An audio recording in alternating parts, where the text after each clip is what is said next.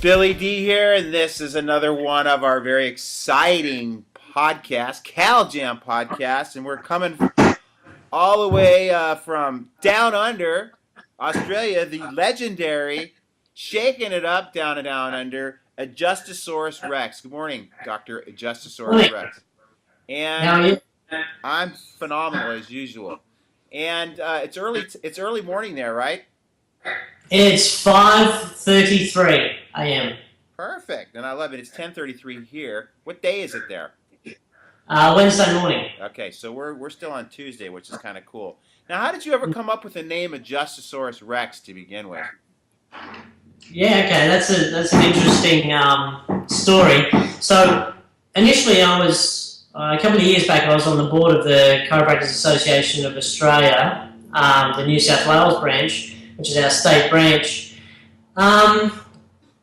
Very early on in my tenure there, it became evident that my views were not really aligned with some of the other board members, etc.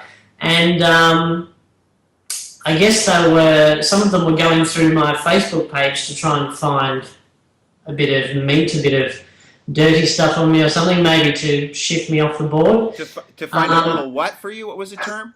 A bit of dirty Dirt. stuff, like something that could be used against me to maybe get me off the board. Sure, I got it.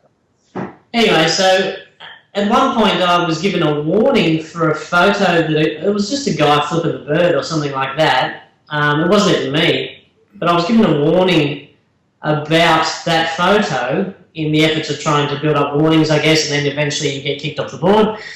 But they gave me the warning on Facebook. They wrote it on as a comment under the photo to warn me about the photo on Facebook. I was sort of like, this is not the way boards should be run, etc. So anyway, I deleted them all off my Facebook account as friends, and I changed my name to Adjustosaurus Rex so I'd be able to find me. Right. Yeah. Yeah, that's it then. Because that's what anyway, I did with... It's been working out pretty well ever since. The thing is, that's why people want to know why my page is Lyle. Yeah, that's right. It's like... It was like nobody knows me as Lyle, and I only want really friends on that page because the other one filled up so fast at 5,000, and then I go, well, this kind of sucks. So that's why I had to have the fan page. Yeah. Yeah. All right. So Australia's kind of a weird animal down there. You guys are, to me, seem like I've traveled with Australians, and you seem like such free spirits, and you seem like. To me, like you'd be open to the whole chiropractic principle, but it seems like it's one of the roughest countries as far as accepting the subluxation. I see you got the subluxation, the silent killer in the background. What is the kind of current philosophy in Australia regarding the direction they want to take the chiropractic profession? Yeah, well, it's very different depending on who you say they, like how you define they, who wants to take the profession where. There's a small core group of chiropractors who are very principled and are very subluxation based, but within Australia there's probably 4,000 chiropractors all up, and the majority of new graduates are educated in the medical system, chiropractic medicine. Right. So with 4,000 chiropractors, let's say you even had like 50% of those 4,000 are subluxation based, which they're not. It's a far smaller percentage. Every year that you graduate new chiropractors, if they're educated in that other way, well then it just massively dilutes the profession over and over and over again until really we're at a precipice, at a breaking point. Where in a few years, if we don't really get our act together and maybe get a school here in Australia, that we're endangered, where we could be extinct. And I mean, how far do you think they're going to push it? I mean, are we not going to be able to discuss subluxation with our practice members in Australia? I mean, I don't know the ramifications of how far they can go. Well, I'd say that would be a fairly good guess, that you wouldn't be able to use the term subluxation. We've spoken about not being able to check and adjust children. You can't discuss openly or freely your opinions on certain things like vaccination, etc. Right. You already have that in place, though. There you go. You're not allowed to talk about vaccination right now. No, you sort of can, but you have to present it. You have to present both sides, but it's sort of like, I don't know, if you're a professional and you've done the research yourself, surely you can express your opinion on it, but apparently not. I mean, what's the positive side to vaccination? Is there one? I am yet to find one. Yeah, I haven't either, other than, maybe making people not realize who they are, dumbing people down. Now, And it's sort of, that whole debate lends itself to not just chiropractic, but there's this whole CrossFit thing going on at the moment, and the whole paleo movement. There's a very outspoken paleo chef in Australia who's copping a lot of flack at the moment, and it's like, okay, well, if you decide to eat paleo, really you're going back to what did our ancestors do, what did they have available, let's eat that. They didn't have Panadol, they didn't have or whatever drugs you have, Advil. right. So Panadol is like a painkiller right here in Australia. They didn't have medicines, they didn't have vaccinations.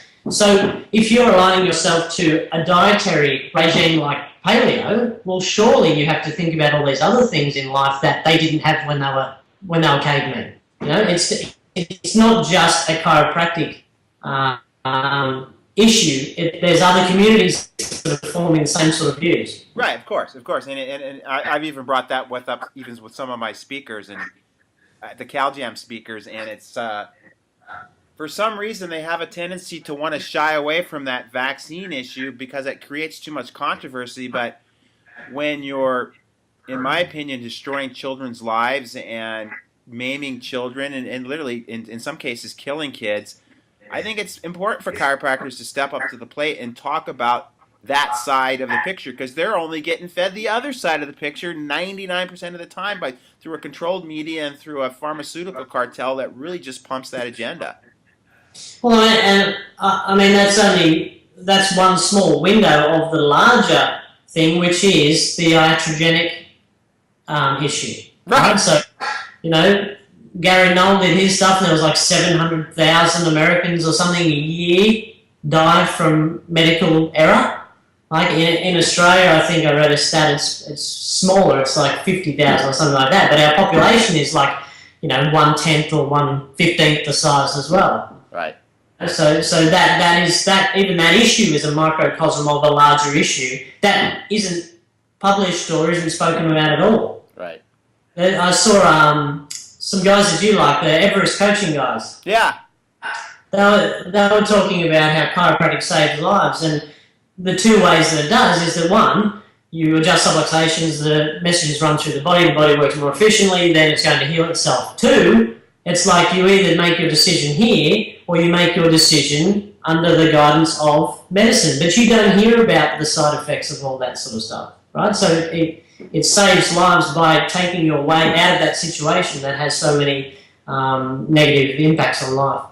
But why is it, I don't know if it's just me, but I have a lot of people on my page that don't like what I have to say, and it seems like a lot of it comes from Australia.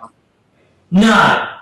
Why is it there's such a high density of people in Australia that have this science kind of like mantra that everything has to be proven and they have to have the RCTs and everything's got to be double blind and it's got to be evidence based? Why is Australia so, I don't know, it just seems to me like I've got so many, not haters is not the right word, but that's probably the only word I can think. Why is there so many that I have from Australia? I'm sure they do hate you. Yeah. I think haters is probably the right word. But I never looked at myself as being that important that anybody even want to hate me. But it's just like when you start to tell the truth, you just get like so many people get so vehement about anything that is against their paradigm. I don't get upset if people want to push vaccines. Obviously I don't agree with it, but I'm not like on the CVS page every day, like saying, ranting my stuff. That's right. It's to each their own. Like, I don't care if our neighbours do something that I'm opposed to. Just don't inflict that on me then. Right.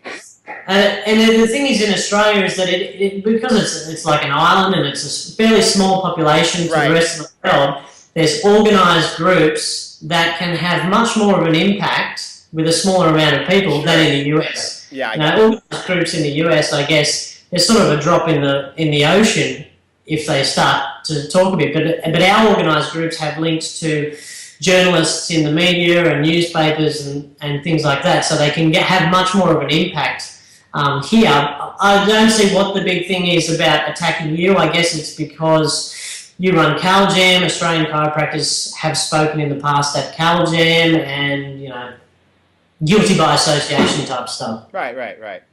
The science thing, the dogmatism around RCTs and things like that doesn't make sense to me. It's like, for chiropractic, all we really need to know is, does it hurt anyone? Does it have any?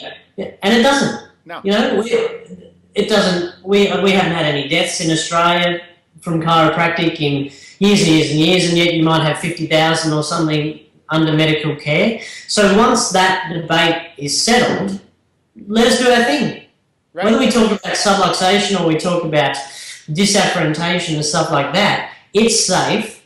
People get results because they've been doing it for years and years and years. 250,000 people a week see a chiropractor in Australia, which is a fairly decent sort of proportion of the population. So if it's safe, let us do what we want to do. We don't.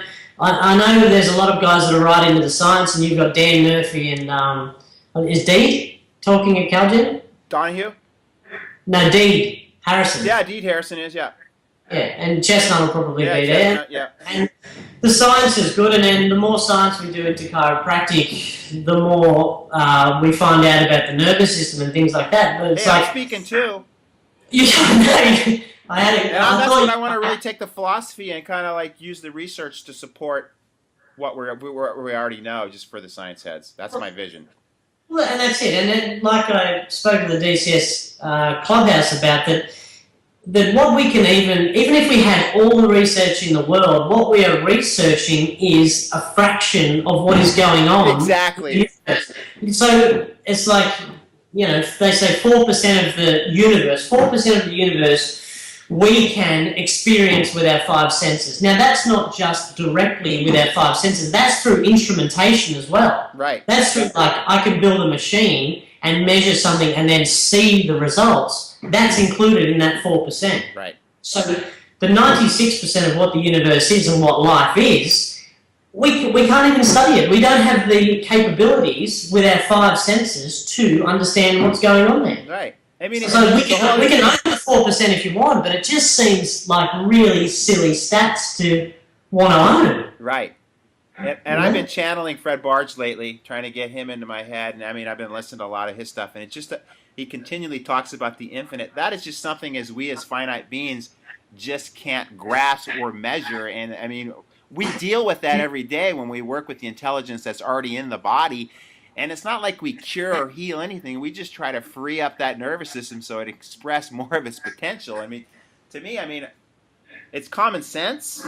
And yeah, I mean, how you measure that kind of stuff is beyond my comprehension. I have no idea how you're going to measuring the infinite. And that's it. And when we're doing scientific studies and things, we're looking at nervous system function and things that flow through the nervous system, it's like, yeah, okay, that's important stuff, but that's not just what chiropractic's about. And like, for one, we grew our own nervous system. Right. So there was intelligent action going on before that occurred, right? So life can't be that, because what made that? And then we said, right, okay, let's grow the nervous system. We go, this is how we're going to communicate life through the body and organise what's going on at the end. Then we said, this is important, let's grow bone around that. It's like, that doesn't just happen. That's like a thought. That somebody said, yeah, no, this is a good idea. If we don't protect this, we're going to be around for a couple of days at best. Right.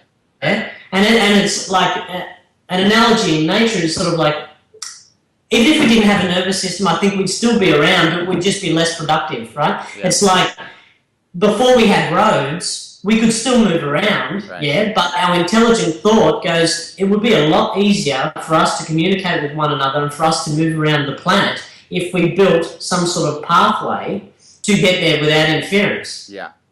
Yeah? Yeah. And then, but still, what happens? We have smashes and we have roadblocks and we have natural disasters and things happen like that, and it cuts off the flow.